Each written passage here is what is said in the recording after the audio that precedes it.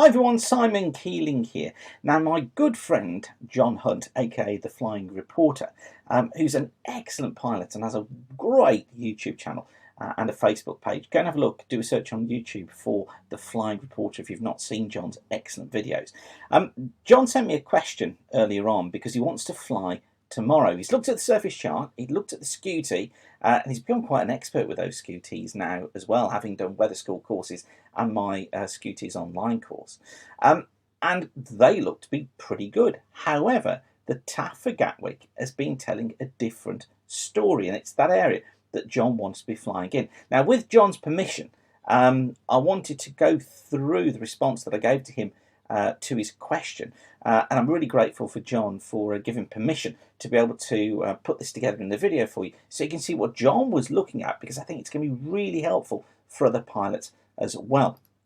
So first up, this is the chart that Jon was looking at, and basically what we've got is high pressure affecting southeast England during Sunday. It's the forecast chart for Sunday.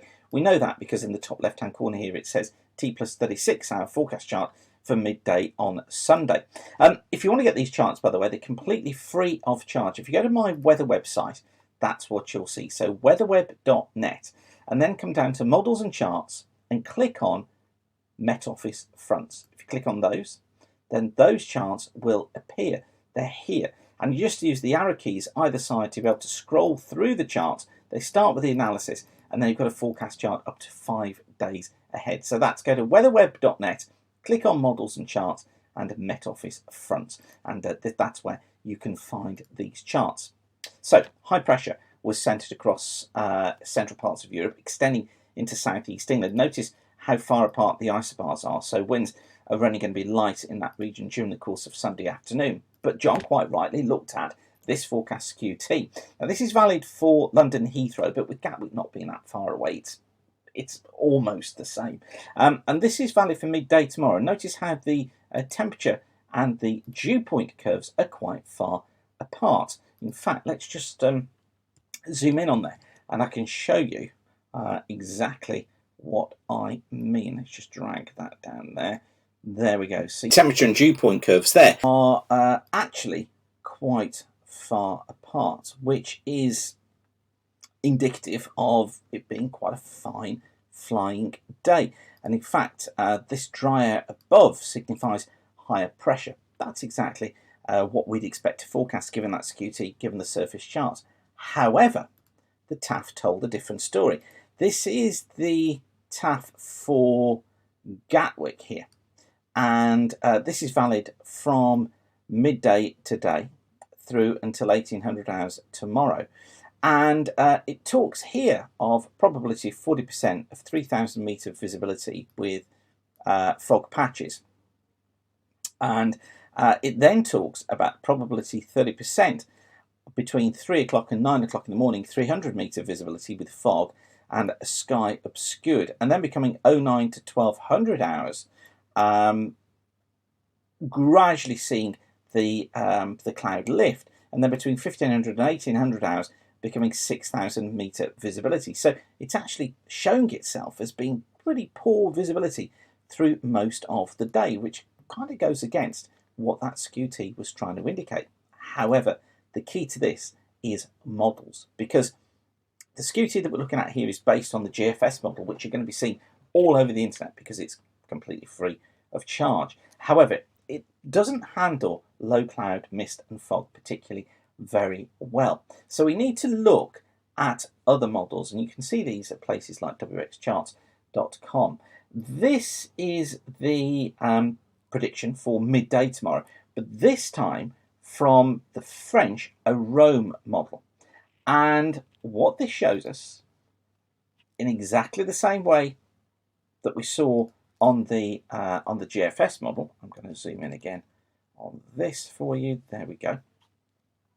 What this shows is much more moist air. It gives us much more detail for the lower layers here tomorrow at Gatwick, and it keeps the temperature and the dew point line here only a degree or so apart, and gives us bases of around 1,000 to 1,200 feet. So it tells a completely different story from the one that was told by the GFS model. And it goes to show how important it is to be aware that there are different models.